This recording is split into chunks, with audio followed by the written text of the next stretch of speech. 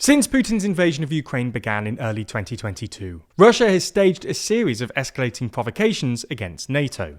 Stray drones have occasionally landed in border areas in Romania and Poland, undersea cables have been severed, and Finland and Estonia have even accused Russian jets of violating their airspace.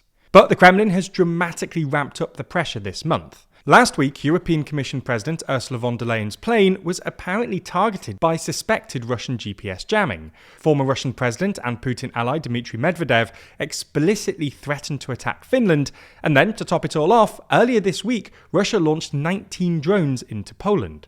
Poland's Prime Minister Donald Tusk invoked NATO's Article 4, which basically obliges a consultation with other alliance members, but stopped short of triggering Article 5, the organisation's famed collective defence mechanism, which obliges member states to treat an attack on one member as an attack on all.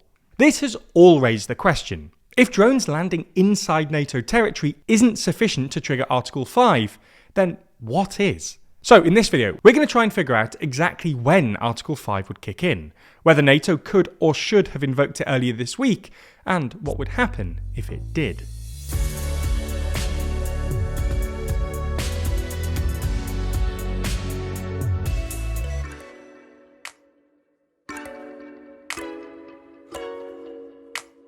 If you're interested in the political alliances and groupings which shape our world, then you might enjoy our poster, Every Alliance Explained. It shows, in slightly confusing detail, all of the world's major alliances and how different countries link together. Check out the poster by clicking the link in the description.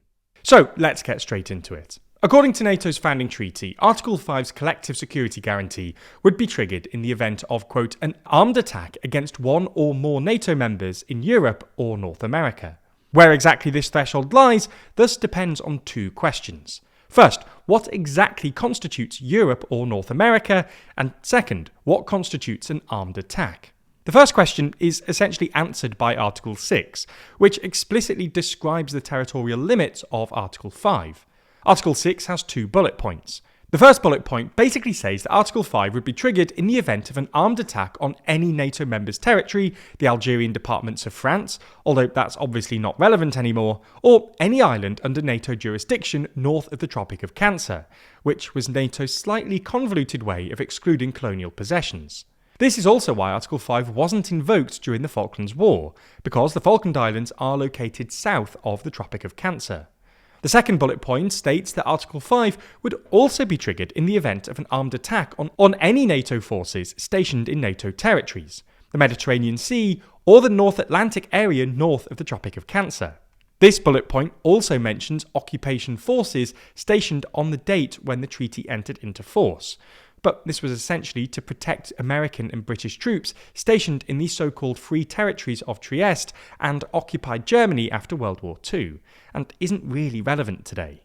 This basically means that troops stationed inside NATO are covered, but troops outside NATO territory, i.e. in Ukraine as part of a peacekeeping force, are not. So, that's the first question. Europe or North America basically means any NATO territory north of the Tropic of Cancer. On to the second question. What exactly constitutes an armed attack?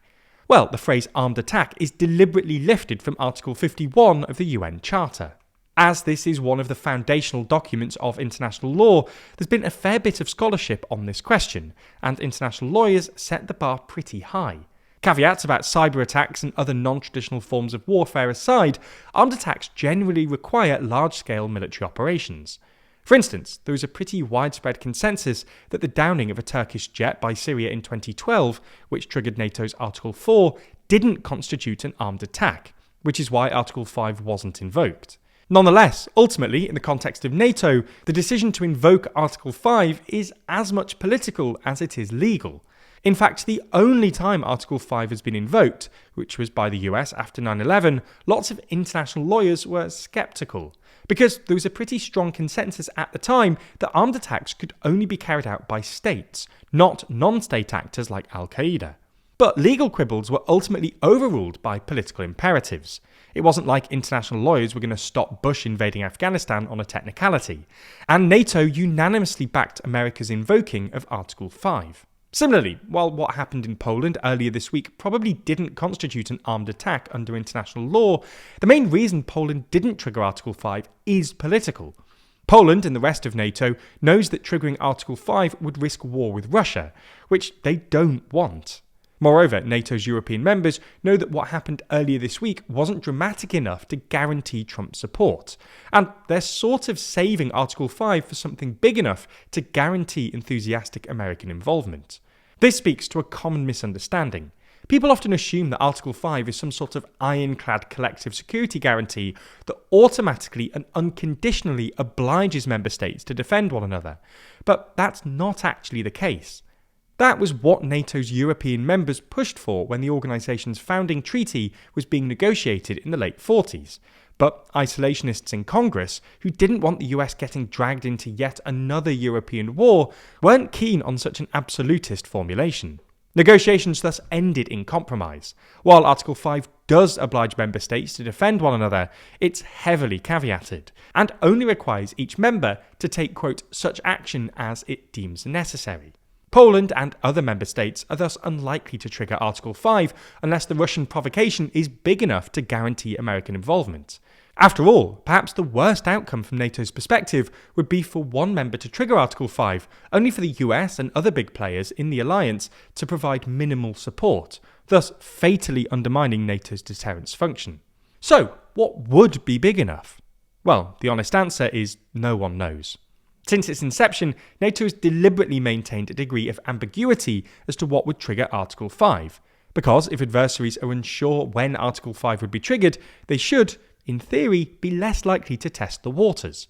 Unfortunately for NATO, the opposite seems to have happened with Russia, and Putin is using the ambiguity within Article 5 to strain intra-NATO unity, by doing some things that some NATO members might consider Article 5 or intervention-worthy, but others might not. So far, this hasn't happened, but you can imagine things getting more difficult if Putin continues to push his luck, with, say, a more vicious drone attack. A more vicious drone attack, for instance, would require a reaction, but there might be some intra-NATO disagreement over its magnitude. More dramatic would be a Russian occupation of Finland's Åland Islands, or Norway's Svalbard. This would probably be enough for Finland or Norway to trigger Article 5, but Trump might be unwilling to risk nuclear war for some sparsely populated archipelagos.